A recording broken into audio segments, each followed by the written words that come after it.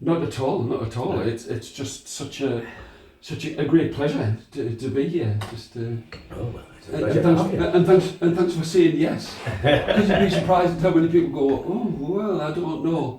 You know, I mean, when you were with Graham Knights, one of the things that really amused us was you talked about a song that you heard on a steam train locomotive soundtrack album. And one of the things I meant to say to you on the night, I mean, it was a very good performance. I really enjoyed it. It was absolutely marvellous.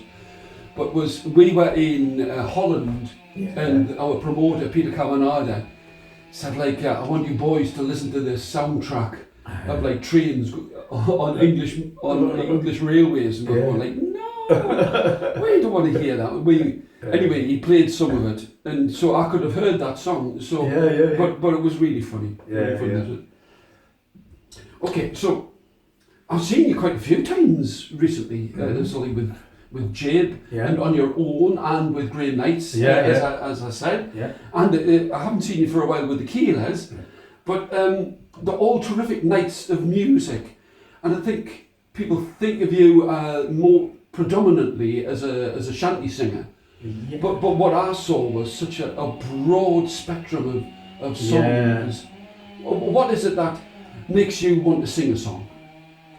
I have to really like a song, and so because I sing from the heart, and that's what I believe good singing is. I don't think it's about technique and things like that. I think it's about singing from the heart. So I can't sing a song unless I really believe in it. And so that there's some great religious songs. And I heard one last weekend, and I thought, I'd love to sing that song, but I can't sing it because I'm not a Christian and I'm not religious, so I couldn't sing it from the heart, if you see what I mean. So that ruled it out. And while I was listening, I can sing that song. That's a great song. But it isn't about that. It's about singing from the heart, and that's what I think. The good singers are about. And so I have to really love a song. Before I learn it, and in the early days I used to make myself learn loads and loads of songs, but of course most of them got discarded because they didn't. I was learning like 3 songs a week at one point, and now I probably learn 1 song a month, but so I learned loads and loads of songs, and then only the good ones stay, and so they didn't stay in your repertoire very long. So yeah, I mean, why do I sing a song is because I really love the song. That comes down to that, and I have to be able to sing it from my heart, or else it wouldn't be worth bothering with, Do you search out songs or not really? No, not now. Used to, when in my young days, I used to. Some of my best songs now.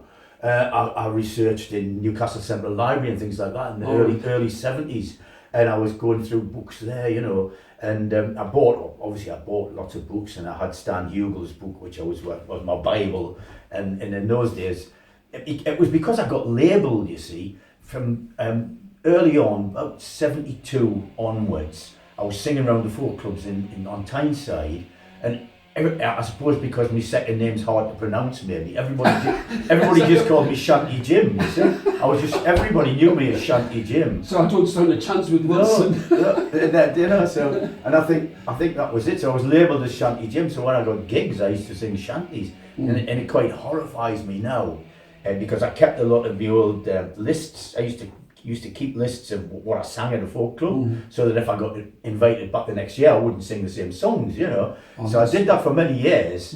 I don't now, but so that's what I did. And I've looked back through some of these recently, and I think, oh my God, I did 20 shanties. That's all I did.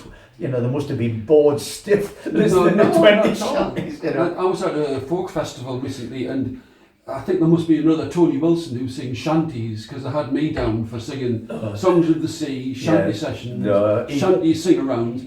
I know some songs in the key of C, but I don't know. He died, unfortunately, Tony Wilson, and he was from South Shields. I've never met him. Maybe you're related. I don't think so. He was a big man, and he moved to Liverpool, and he joined one of the great shanty groups, in my opinion, Stormalong John. And he was with Stormalong John way back in the 70s, 80s, etc. And then he married. I don't know if it was. I don't think it was for the first time. He was a very passionate man. He was passionate about his singing, and passionate about his beer, and passionate about his curry. He could tell you any place in the country. He could tell you where the best curry house was, and passionate about his women. Anyway, he got together with this and married one of the Molyneux. Now, the Molyneux in Liverpool are like they're the Earls of Sefton. They're the Earls of Sefton. They own the Grand National Racecourse. Okay. You know, it was, and they insisted that for her to get her inheritance, she couldn't change her name from Molyneux. So he became Tony Molyneux. So the other Tony Wilson, before he died, was Tony Molyneux. All right. Yeah, and so married into this great wealthy family from Liverpool. So, I mean, you've mentioned Stan Hugo. I mean, the Songs of the Seven Seas was like everybody. Shanties. Shanties from the Seven Seas. Yeah. Shanties from the Seven Seas. Was like a Bible for everybody. Well, I remember it in is, Shields, yeah. Shields Library. Yeah, it still is. Yes. But one point is, when you sing like you sang 20 shanties, there's such a wide variety, isn't there? Oh yeah. I mean, you know, they're all different shanties for different jobs. Mm-hmm. So obviously, some of them are very brisk for pulling on ropes. Brisk. Some of them are very slow for pushing something very slow. You know, some of them are very humorous because some of the tasks went on for hours, like at the pump, so just up and down for 4 hours. Sink or drown. And so they would sing humorous songs. Some of them are very belligerent, complaining about the captain and the treatment and the food and things like that. So there's all different kinds, yeah. And they go from very slow, beautiful songs like Shenandoah and Shallow Brown, to really fast songs like Donkey Riding and things like that, that you could almost dance to. In fact, I've noticed that at a festival I was just at a couple of weeks ago, a lot of the Morris sides are using Donkey Riding as a Morris tune to dance to nowadays. Right, okay. Do they use ropes instead of hankies then? No. So where did this love? I mean, did you have anybody musical in your family? Oh, absolutely, yes, yeah. Well, I was a very lucky child. I feel now, because we had a live-in granny. You see, and live-in grannies are very important in your life, I think. Because your parents sometimes haven't got time to sing to you and things like that. But my granny had, and my granny used to sit me on her knee and sing to me, and she knew loads of songs. A lot of them were folk songs, a lot of them were pop songs of the day, and in the 1940s, and a lot of them were music hall songs and things like that. But she sang a great wealth of songs, and they're the first songs I learned. And so by 2.5. I was singing, and I got. She used to sing. Well, so it was my first song. She used to sing "Come Up and See Your Granny." She used to sing that and lullabies and things. But when I was very little, but then she used to sing me "Lavender's Blue" as a sort of lullaby. I later found out that it was from the 1600s, and it was actually quite an obscene song, a very bawdy song from the 1600s. But by this time, it was used to be on Listen with Mother and things like Absolutely. that. And so she sang it as a lullaby to me. And anyway, my very first gig, as it were, was at Cox Lodge Co-op. We lived in Cox Lodge by this time, from about 18 months old. And my dad was a miner, and so we lived up in Cox Lodge, which is a pit village near Gosforth. And on a Friday payday, we went. My mother used to take me to the co-op.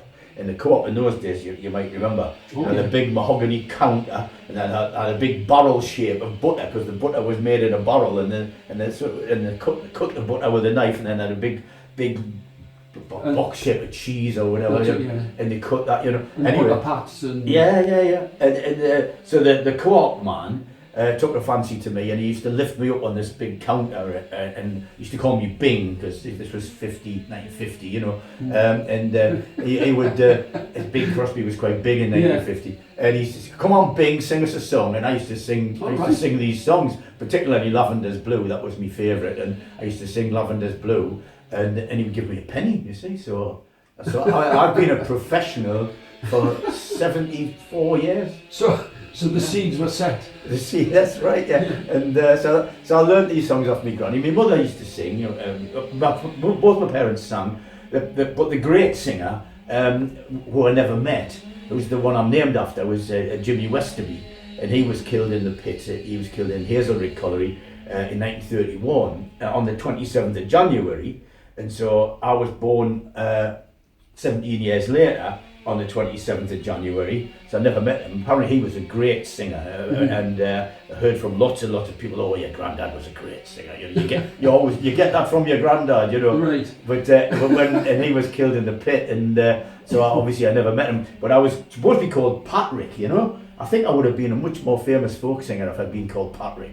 But actually, it's got quite a ring to it. I Patrick know, Mageean. and because me uncle Patrick had been killed in the war in Singapore. And so, but because being born on the 27th of January, that was the anniversary of my mother's father's death. And so I had to be called Jimmy after him, you see, so that was it. So that's how I got my name. But he was apparently the great singer in the family. But they all sang, because in those days, you see, we were a family, though my parents never went to Ireland, but we were of Irish origin, like a lot of the families on Tyneside, because there was loads of Irish immigrants.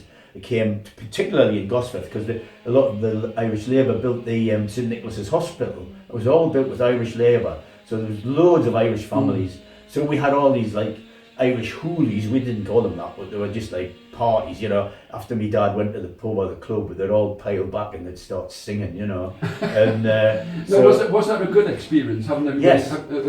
Quite magical, I can imagine. Oh, very much so. And me and my brother, at first, we used to sit at the top of the stairs. We used to climb out of bed and go and sit at the top of the stairs and listen to all these people singing, you know. And that was wonderful. And then by the age of 7, I twigged it, that if you sang a song, you could stay up late, you see. My brother never twigged this. And so I learned this. And the daftest thing was, the first song that I learned to sing in that environment was War Nan's Amazer, which is a very complicated song. I could have chosen something very much easier, but I chose War Nan, so I learned this song, War Nan's Amazer. So I would be allowed to still and a comical song and about drinks. And a Geordie song as well, you see, which was popular. So I would be allowed to stay up to sing to all these aunts and uncles and friends from my dad's friends. Any pennies involved? Any pennies involved? No, I don't remember any money being involved. No, I think it was just the fact of being allowed to stay up late. That was the thing, you see. And because this would probably be a Saturday night, you know. Yes. And, so it wouldn't be school tomorrow, you know, and things. You know. And then he sort of quick sips of beer and sherries and. I don't recall that. I do recall my granny who lived with us. She loved our Guinness and our Mageean, and I do remember her giving me my first taste of, I think it was Guinness, and not liking it at all. Of course, you know. Now I love Guinness, of course. But, I love your dedication. Yes, you have to persevere with Guinness, right? You have to persevere before you can enjoy it. Yeah. So, well, I suppose, I mean, the next question would be, how are you regarded at school? And I mean, you would have had a reasonable voice and could hold a tune and remember words. When you're that child who will be like pushed to the front. Yeah, we didn't have any music lesson. I never had a music lesson in my life. We never had. I went in Cox Lodge. You have to understand. I went to a school with 2 classrooms, right? And people don't believe this, but it was the church. That was the church at weekends. They just had things to separate, you know, the church into classrooms and folded screens and things like that. So there were 2 classrooms, but the first classroom, which was basically 5 to 10, and then the second classroom was 11 to 15, because you left school at 15 then.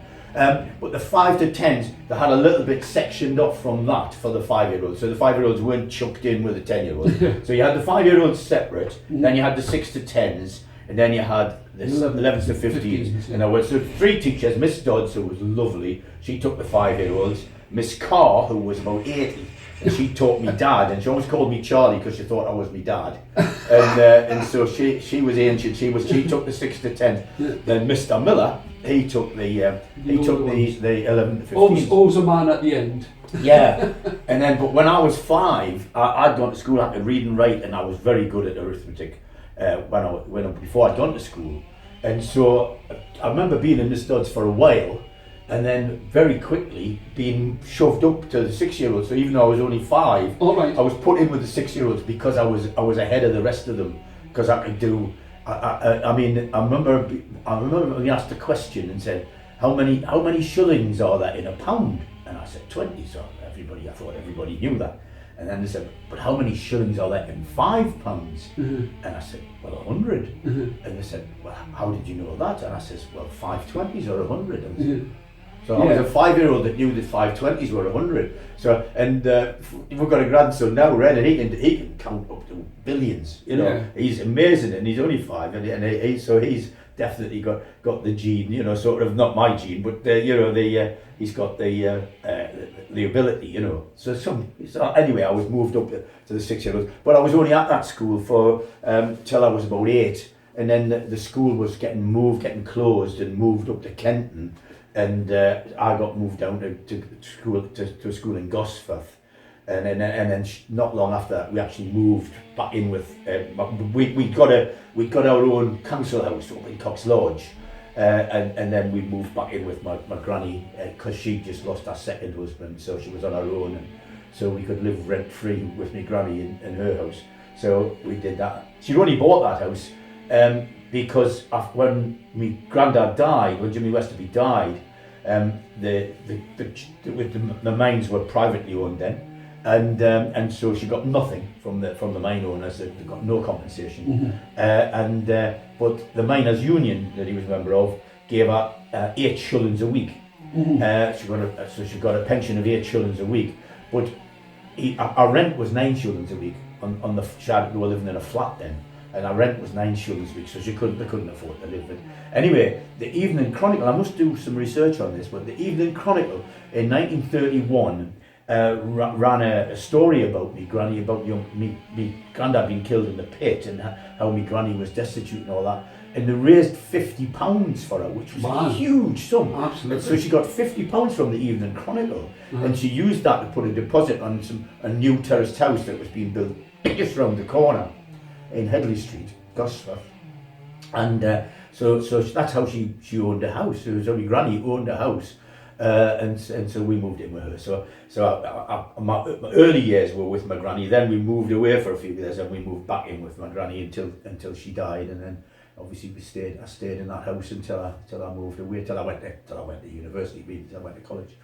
So but at school we had choir, and I used to sing in the choir.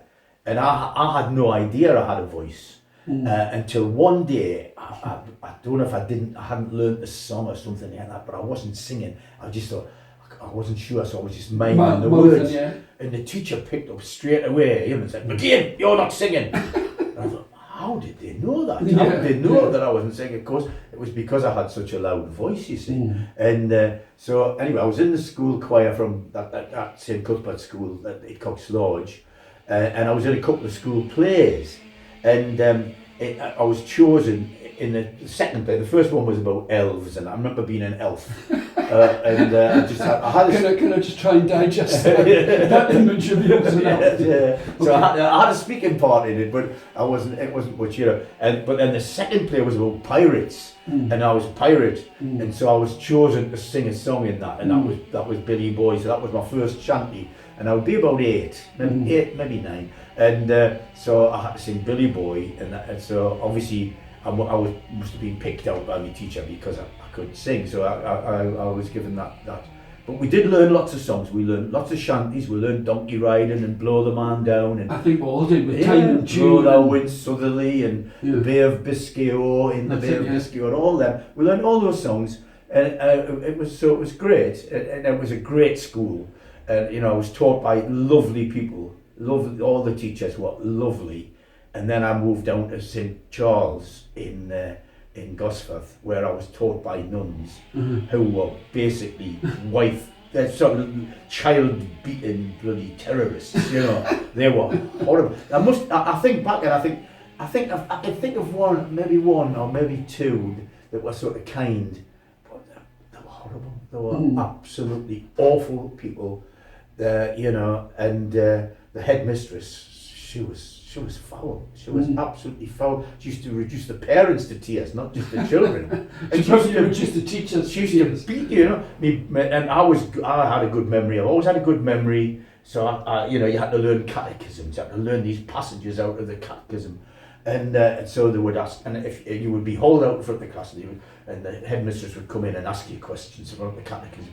And my little brother got dragged out one day, and this was Sister Mary Agnes, Sister Mary Albius, she was called, Sister Mary Albius, and she said, "Who made you?" And he said, "God made me." That was the first bit.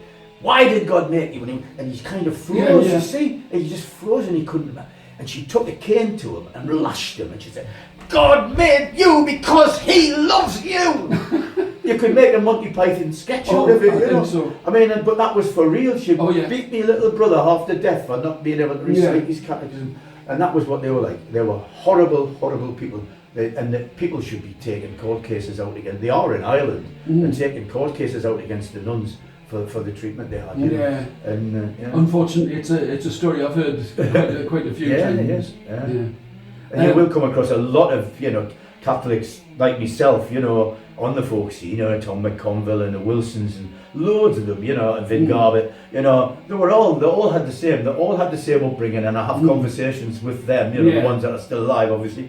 I have conversations with them and saying, well, what was it like for you, with the nuns and all that, and it's always the same, always the same. Terrible people. Well, I know, it's so sad. That, I suppose, going a bit further, I mean, when you were getting into secondary school, people would have like LPs of music as well. And that was the thing.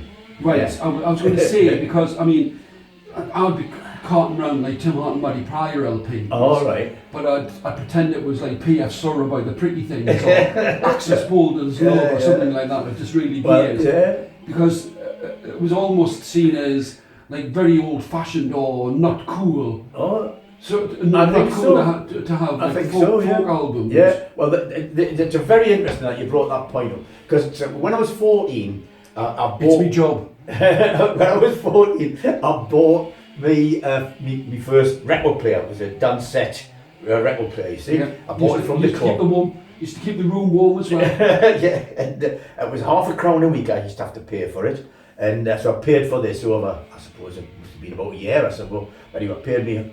I think it was £0.50 a week. Anyway, so I had a paper round at the time, so I could afford it. And I bought my first LP, which was Del Shannon, and I loved Del Shannon. And then I bought some Roy Orbison, Little Richard, Jerry Lee Lewis, or Elvis, Buddy Holly, all them people. So I had those, and then I through watching television, I saw this group on television who were the Corrie Folk Trio. Oh, yeah. Later became the Corries, but at that time they were foursome. That was the Corrie Folk Trio with Paddy Bell, a singer from Belfast. This girl singer from Belfast, great voice. And I bought their LP, you see. So I had this. That was my first folk LP. So before that, I bought jazz as well. I used to buy Atta Bilk and Kenny Ball and all them, because I used to see them all at the City Hall. All of these people, Del Shannon, Roy Orbison, everybody like that. I saw them all at the City Hall. And so anyway, I bought my first folk LP. And around this time, we used to have music lesson. This was at St Mary's School in Newcastle by this point. All male teachers by this point, no, all the women teachers were behind, all the nuns were behind me by now. And we had a music teacher, but the music lesson didn't include any instruments. We didn't have any instruments in the school.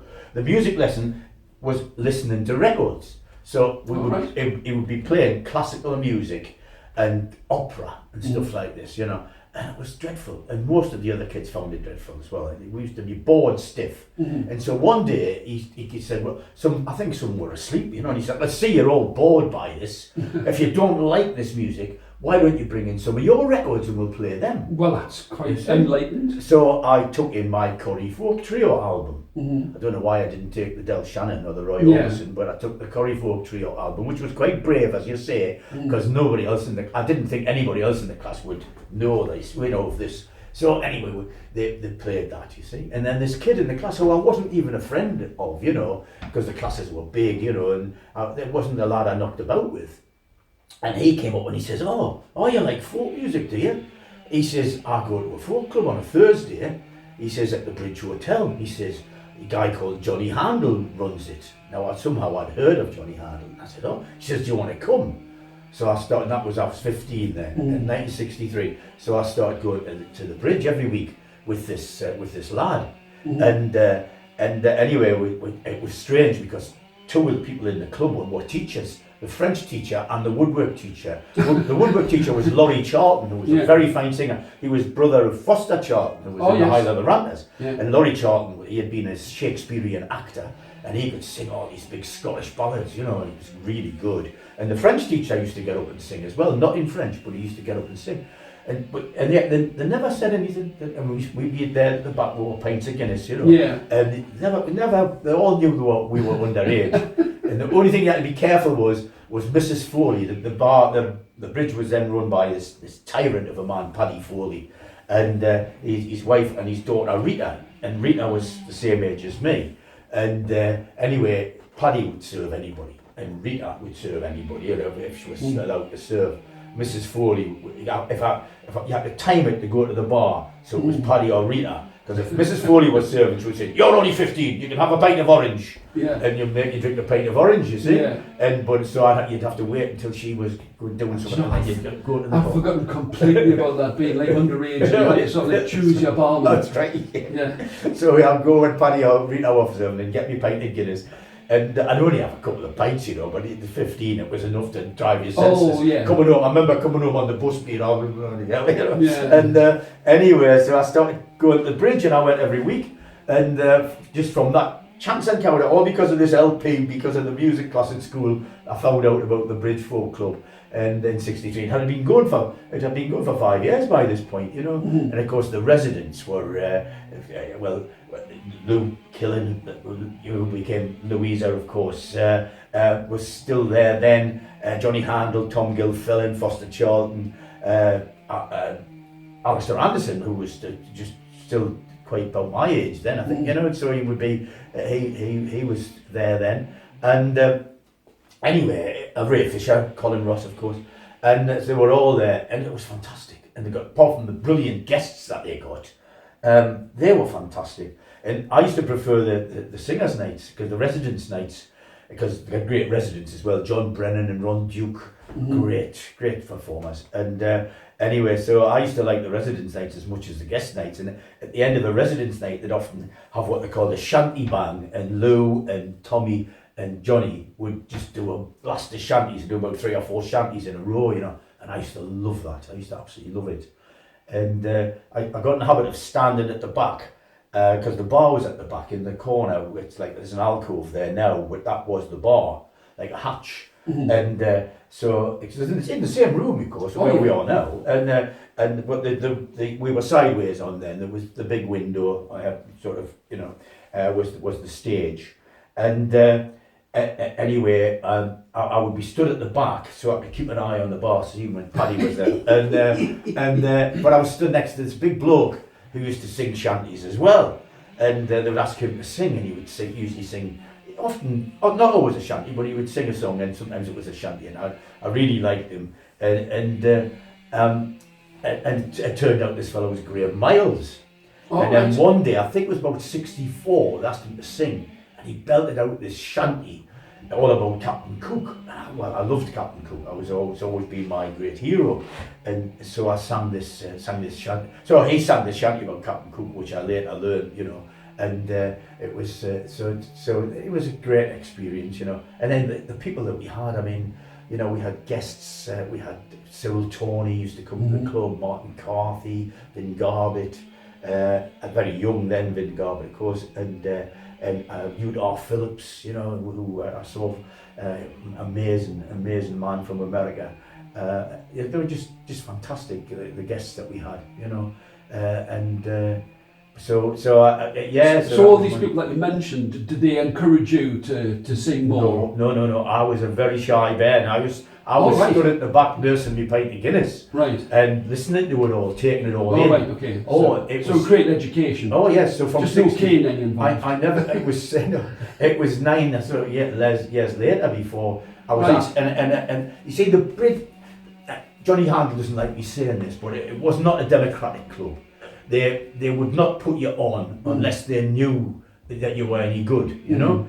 And so there was only it was the residents up on the stage, like a big semicircle, all of that what I've just mentioned. When you say where the window is, where the window is looking at the castle, facing the castle. So that was where the stage was. That was where the stage was. It wasn't up a height though. No, it was maybe. It was on the ground. Yeah, 6 to 9 inches up. You know, and then they would all be on this platform. And they would all stay there. If they had a guest, the guest would perform in front of them. It was based very much on Ewan McCall's Singers Club, don't know if you ever went to the Singers Club, No. but that was just like that. All of the you know, the hierarchy were in a semicircle at the back, and you, if you were the guest, you had to perform in front of them. Right. And it was with your back to them. With your back to them. I remember Peter Bellamy being on, and I remember going into the toilet afterwards, and he was visibly shaking because he'd had to perform in front of all these, you know, these famous people. You know, and performing in front of Luke Killen and Johnny Handel and Ray Fisher and all these people. He was absolutely terrified. He was terrified, and but so that's what it was like. But then after the interval, they would pick a few people from the floor and say, "Oh, would you have a song?" And if there was anybody famous in, like one day I was in there, Pete Seeger was in. And I was stood at the back, so I just saw this cap halfway, sat down halfway, and then Johnny says, "Oh, Pete, will you give us a song?" And this guy stood up, and it was Pete Seeger, you know, one of my heroes, and he got up and sang, you know. But they would only pick on a few from the audience, you see. Right. And then one day I went with a guy who I was living with at the time. I was sharing a flat by this point, in 1973 we're talking about now, 72 or 73. And I was running the Gosford Folk Club at this point. And anyway, I went to this lad, Gordon Atkinson, who was sharing a flat with me and Patrick Knight and a few others. And he was like a Vin Garbutt lookalike. He looked very like Vin, and he played guitar and sang a lot of Vin's songs and things. And Ray Fisher was running the night then. And she said, "Oh, Gordon, will you come and give us a song?" And he said, "Oh, I've got a sore throat," he says, "but my mate Jim will sing." And so she was like put in a situation, and so she got me up to sing. And so I got up and sang. I can't even remember what I sang. I think I sang it might have been Shallow Brown or something like that. I sang. Anyway, after that, obviously I'd practiced by then. So after that, I was always asked to sing. Right. So, but that was a long time after I'd started going that I actually got to perform at the Bridge. And in the meantime, I'd started going to Berkeley. I'd started going to the New Darnell. I'd started going to the Corner House, Ponteal and Blackbird. Great room. And then the Gosford. And then one day in 1972.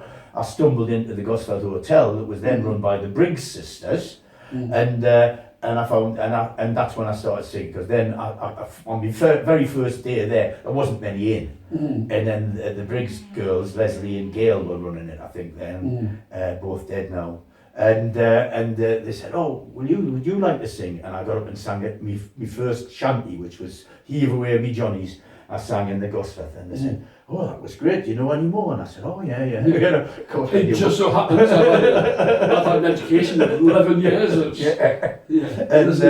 So I started singing, and so that, you know, and then eventually they were sick of it. They were the club. They said, "Oh," after about a year, they said, "Oh, you know, will you take it over?" So then with Alan Fitzsimmons and Patrick Knight. We took over the folk club from the Briggs sisters, because they didn't want to run it really. They just wanted to come and sing. They didn't want to be running it. So we ended up running the Gosford, and then shortly afterwards I started running my own folk club, which was at the Baltic Tavern, which is now a big. It's called the Waterfront, I think, on the quayside. And I started running a club on Friday night, and then mainly shanties. I called it the Baltic Tavern Shanty Club, but you didn't have to sing shanties. You know? No. So I was singing regularly by this point, and singing at Berkeley as well. You know, the Elliots always encouraged everybody. Oh yes. You know, they would take a back seat. You know, if they had too many singers in, they wouldn't sing themselves. They'd rather hear you. You know, you'll probably remember what it was like. It was just amazing at Berkeley. They were so encouraging. The Elliots, they were fantastic people. Yeah. But at the Bridge, I mean, I think the first time I went, we'd been having a session in the Irish Centre, and there was about 20 of us, and we basically just, they said, "Would you play some music?" And there was about 20 on that small stage, and I'm looking, what are these people doing? Why are they sitting there? So I could be sitting down playing here. Yeah. You know, I mean, like Shields to Newcastle was like a 3-hour bus drive, so I never really went that often. But it was great. I mean, I remember seeing you. I'd just started singing all the time. And it's got to be about 78, 79-ish. And I was walking across Covent Garden. Oh, yes. And I met you, and I was like, kind of... I don't remember that. Oh, well, it's okay. It stuck with me, and I was just like, oh, wow. So what were did you live in London for a while? Yeah, 10 years, yeah. Yeah, I got, by this point, you know, I'd been through my education, I'd been to university, and I was working as an engineer at Bedlington, at Welling Electric, as it was then. I think it's Welling Systems now. And anyway, I was there for 10 years, and so then I got headhunted. And I was a design engineer, and I was designing a particular type of integrated circuit that was quite new at the time, you know, and it was a niche thing. Not many people had the knowledge, not the knowledge to do it, but I suppose the background, the skills to do it, you know. But anyway, so there was a company in London that wanted to set up making these particular type of circuits, and so I got headhunted basically, and so I went for this interview in London in 1975, and I got the job. And they paid me like 25% more. That I was earning £3,000 a year. Well, and they said, God. yeah, and it's quite a lot of money, I suppose. But then they said, how much are you earning? And I said, 3,000. And they said, we'll give you 4. You see. So of course that was it. You know, little knowing that, you know, I was living in a house, a whole house for £3 a week, and I moved to London, and it cost me £13 a week for one room. You know, just not taking into account all the expense that it would incur. So anyway, so I moved to London in '75 for this new job after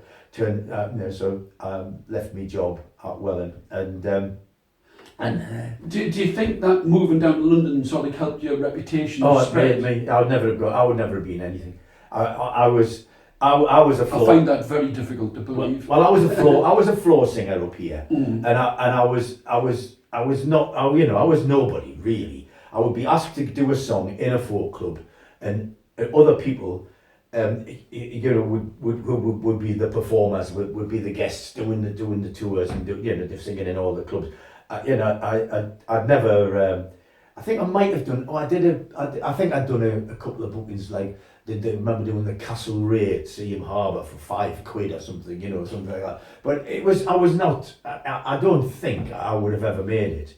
I got to London, and all of a sudden I was in a bigger pond, as it were, and I was noticed straight away. Within 2 years of moving to London, I was offered 2 recording contracts. Unfortunately, I took the first one because the second one was with Topic, and I could have been with Topic, but they were just a few weeks after. But I was offered a contract with a smaller company called Dingles Records, and I worked with Dingles for 2 years. I signed a 2-year contract, and then just not long afterwards, Topic asked me if I'd do a record with them. But anyway, I did. So I made my first album in 1977. So and I was then singing in all the clubs, and I was getting gigs all the time because I was unusual.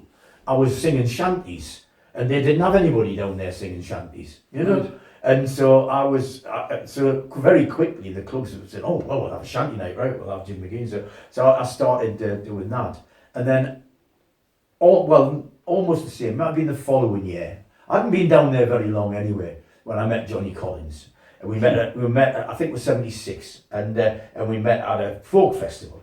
And it was the start of a partnership. We were in our 35th year when he died. We'd been together all that time. And I say to people, we never had an argument, but we did have an argument on the very first meeting because he came bawling across this folk festival to me, and he says, "You're Jim Mageean, not Geordie shanty singer." And I says, "Yeah." And he says, "I'm Johnny Collins." And I said, "Oh, all right, I've heard of you."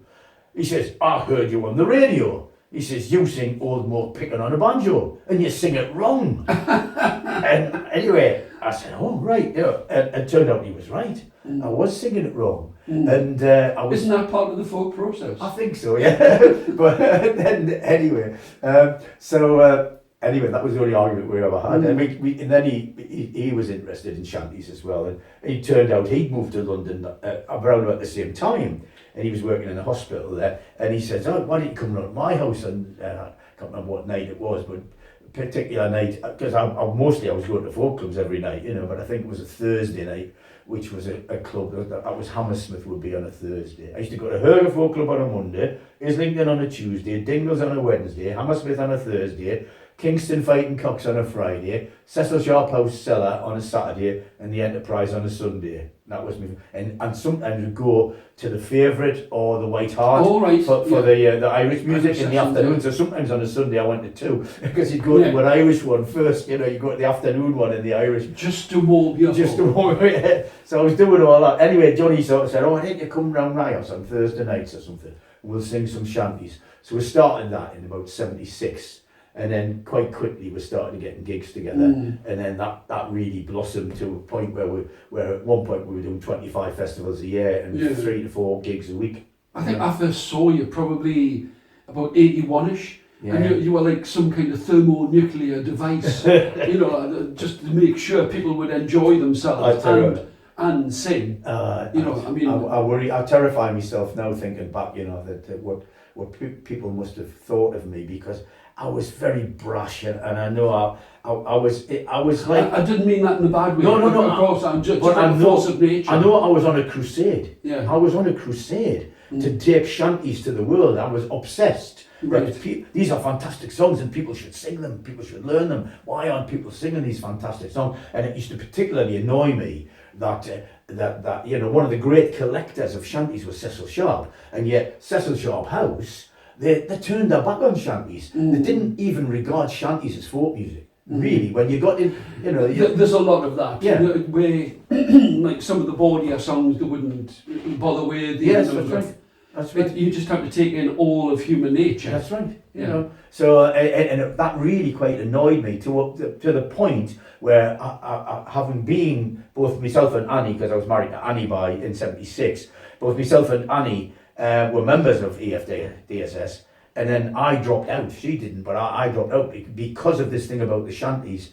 It was at Sidmouth. I was singing, doing shanty sessions at Sidmouth Festival, and then a new guy took over. Won't mention names, and he decided that they didn't want shanties. Shanties weren't part of Sidmouth Folk Festival. Dropped the shanties, so I dropped out of EFDS because of that. Because I've written letters to them about it. I wrote them a very good letter explaining about what had happened. And the guy who was in charge at EFDS said, that's a very fine letter, Jim, thank you for that. We can't possibly publish it, of course. You can't contradict with the EFDS. So it was strange, because one of the fathers of shanties, one of the three, really, was Richard Runciman Terry from up here, from Doxford Hall, from Shawston Hall, just north of Sea House, although he did live in Doxford Hall as well. He was one of the three great collectors. Cecil Sharp and Stan Hugel. They were the three, they're the three, in this country, not including the American collectors, but they were the three main British collectors. And yet the EFDS would turn their back on it and think, oh no, we don't want to have anything to do with that. That's not the kind of... Especially when we're regarded as a maritime nation. Exactly. Exactly. And so anyway, the very people don't realise, people talk about the folk song revival and I mean the late 50s, early 60s, but there was a massive folk song revival in the 1920s, and shanties were a huge part of that folk song revival, and that had started with the First World War, really, about 1914. But then most of the early folk song books are full of sea shanties, because that's what they were teaching in the schools then, Absolutely, we're all brought up on Billy Boy and all singing to the speaker in the corner. Well, somebody with a very strange, hello children, I want you now to make yourself into a tree. What are they talking about? What is that? Just another point, it's like lots of people that I've seen you with, I mean there's Graham Knights and the Keelers, Fitzy, who's obviously played like quite a long... a huge part of my life, yes. Pete Wood and George Unthank. There's also your association more recently with Barry and Ingrid Temple. Oh, yes. With Jib. Yeah. So there's a whole dynamic that you have to go through with the different associations that you have. Yeah. How do you find, or how do you work out like a space for your voice to fit in with all these other people, so that it becomes like more than the sum of the parts? Right. If you know what I mean. With Barry and Ingrid, it's very easy. With Barry and Ingrid, I do the melody. Both of them fight each other over who's going to have which harmony line. You know? So on our practices, you just have to turn a blind eye to this bickering that goes on. I think it's a blind ear. Oh, right. Yeah, blind ear. And because that's my line. No, that's my line. I want that line. And I'm just singing the tune. So I know where I am with Barry Nicholas. I just sing the tune. It's kind of similar in the Keelers, except in originally when Pete Wood was alive, he did the bass. And Fitzy did the top harmonies, and me and George Unthank were doing the melodies between us. Since when Pete died, we had a meeting. We had to decide whether we were going to continue or whether we were going to look for another bass singer. What we were going to do. So we decided to just continue as a trio. So now sometimes George and I meddle with the bass end. You know, we try to sing a bit down the bass end with to counter Fitzy at the top end. And so there again, you're right there. You've got to look for where am I going to go in this song? Where am I going to sing? And so often I find myself now looking for a bass harmony, although I'm not a natural harmony singer at all. Fitzy is. Fitzy can just, he hears a tune and automatically thinks of a harmony. Sometimes I have to be taught the harmony. Sometimes Barry and Ingrid. Okay. All that different functions. Yeah. So it is hard. That's much harder. On my own, I do a lot of solo gigs. That's not a problem. I just sing what I sing. Do you have an argument with yourself? With Graham, we sing unison. So I don't know if you noticed. There's no harmony at all. So we just sing unison. But there's a different tonality to both of the voices, which is what sort of fills it. And I mean, strangely, I was talking to Richard Granger just on Saturday, and he wants me and Barry and Ingrid to come and sing on his new album.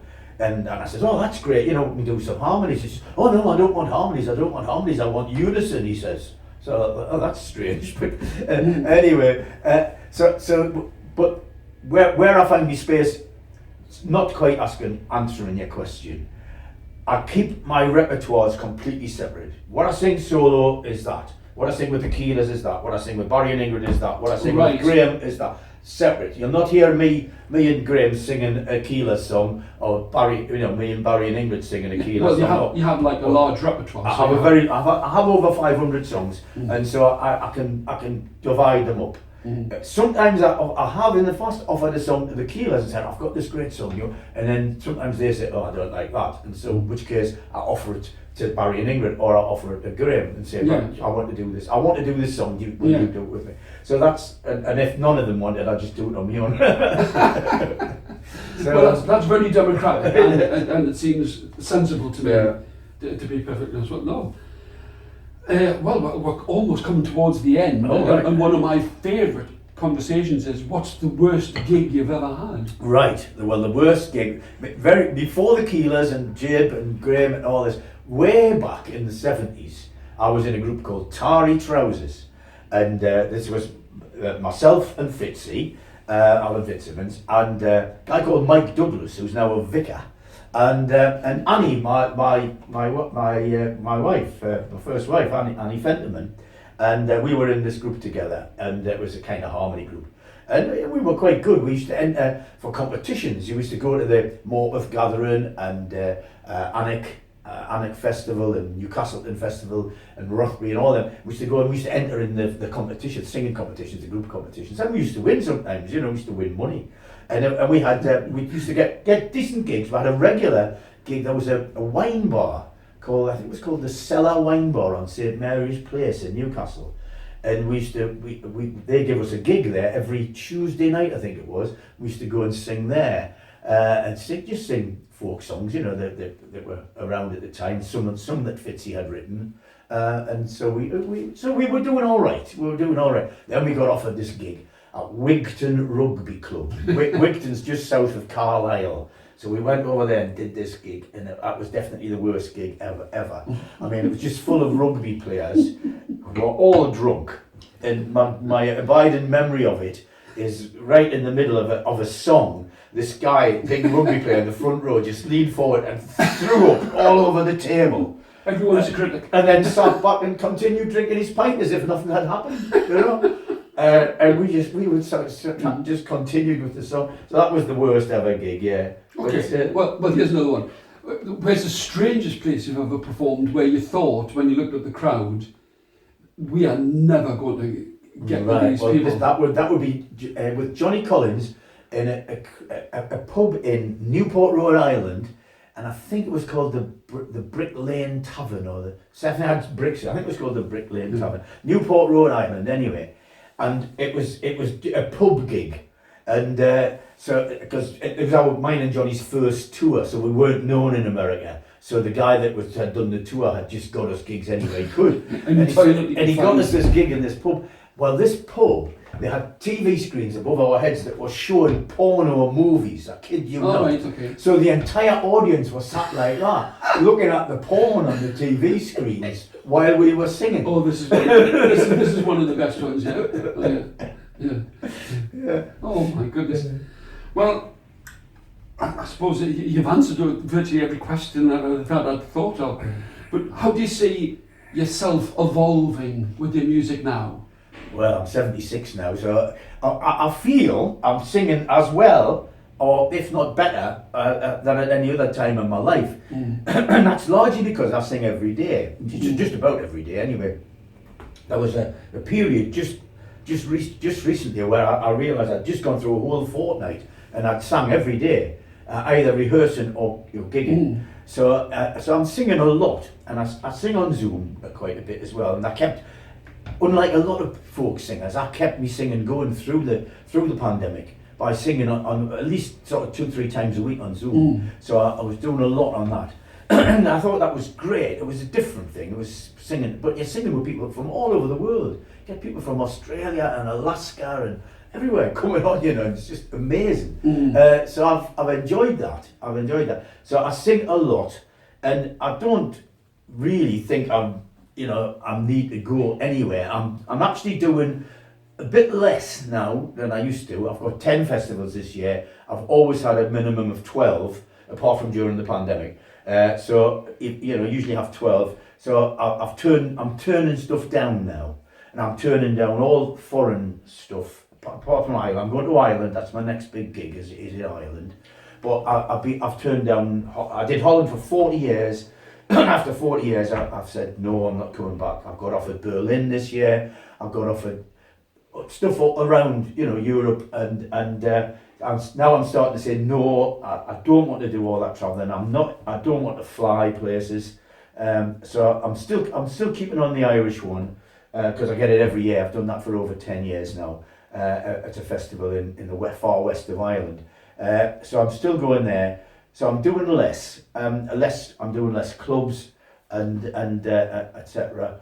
The only thing I've picked up on is for the first time about nearly a year ago anyway, I got offered a gig at a WI, a Women's Institute, and I thought, first of all I said, I don't want to do it, and then I thought, oh well, why not? So anyway, because there's an interest out there in shanties since this, the Wellerman TikTok thing with Nathan Evans, the singing postman.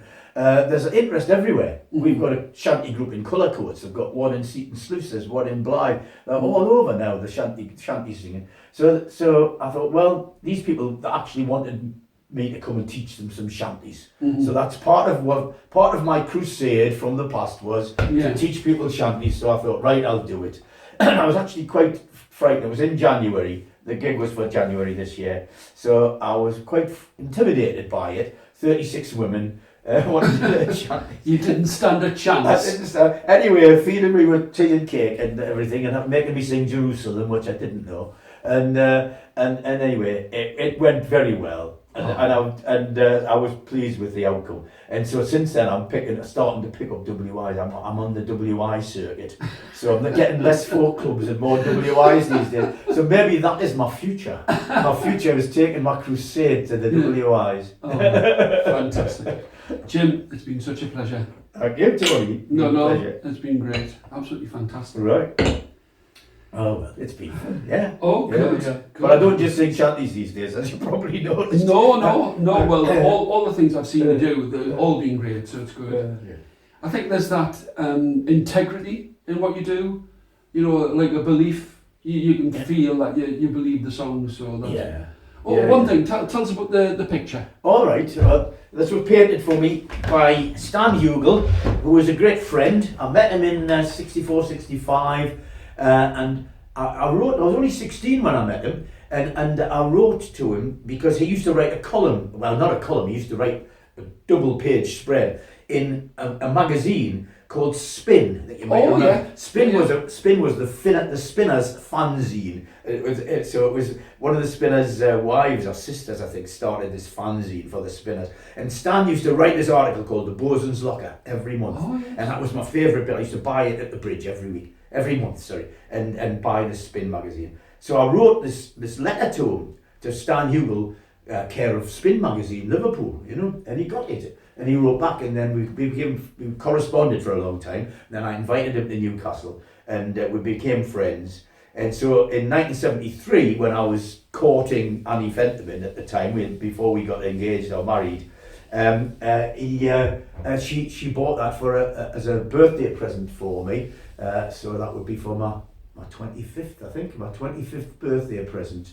So Annie Fenterman bought it for me. Got commissioned Stan Hugel to paint it, and he'd asked what she wanted, and she said obviously she wanted a sailing ship in full sail or nearly full sail, and he said, well, I'll do a local one for you. He says, and so it's called the South Spainer. The South Spainer shortening sail. It's full title because they're taking in the sail. Because ships from the Tyne in those days, if they were going south of Spain, were always referred to as South Spainers. Only on the Tyne, the other places didn't refer to them as that. But Tyne ships, if they were going down, down to the equator or down around Cape Horn or wherever, they were just called South Spainers because they were going south of Spain. And so that's my great picture, the South Spainer. And Stan was a great artist. He painted, and obviously a great author.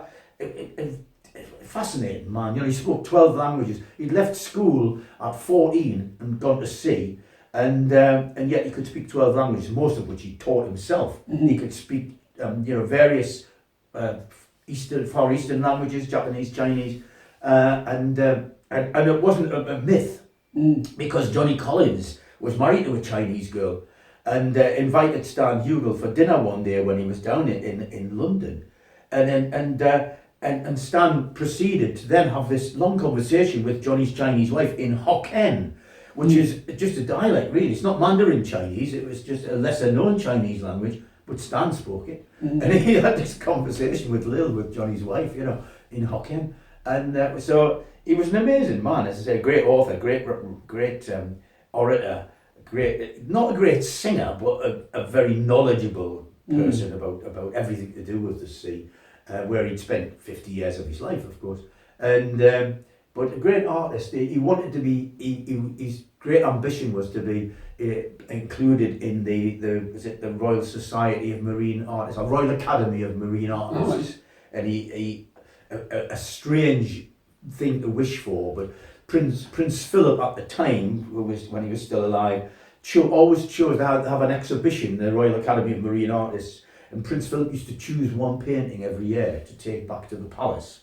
And Stan always wanted one of his paintings to be chosen by Prince Philip. It's a strange thing to wish for. But anyway, but he's a fine artist, and he gets it right. You look at a lot of marine paintings, and you can see that they've got it wrong. Sometimes they have the sails going in a different direction from the waves and things like that, Anyway, it's a wonderful exhibition of Turner at the minute at the Lane. We just went the other day, and obviously a lot of Turner's great maritime paintings, but also maritime paintings by other artists who were influenced by Turner, and so that's very worth seeing. But he was a master, of course. He was the great master, I would say, of maritime paintings, and so that's the picture anyway. So I owe that to Annie. We're still great friends, Say we were married for 10 years, and but it's we still sing a lot together. And it was my 50th Bromyard last year. I'm the first person ever to do that. So I did 50 Bromyards. I've done 50 Whitbys as well, but they didn't make a fuss of me at all. And but at Bromley they put on... You're surprised? No, not really. Well, I said to Graham Perk, I says, this is my 50th Whitby, you know, and nobody's mentioned. He says, oh, it's my 55th. He says, nobody mentioned it for me either. But anyway, so at Bromley they put on this surprise concert. I did actually know, had an inkling of it. I'll just leave that. I had a surprise concert and they put all these amazing artists, Melrose Quartet, the Young'uns, obviously Jib, Keith Donnelly, all sorts of people. But Dave and Annie came and performed for my surprise Jim Mageean 50th concert at Bromley last year, and they did a great set, you know. So it was fantastic. You know. So so it just goes on. I think, you know, the future is just more of the same, but maybe a bit less than there was, you know. So I pick and choose now what I want to do. It's a travelling, really, isn't it?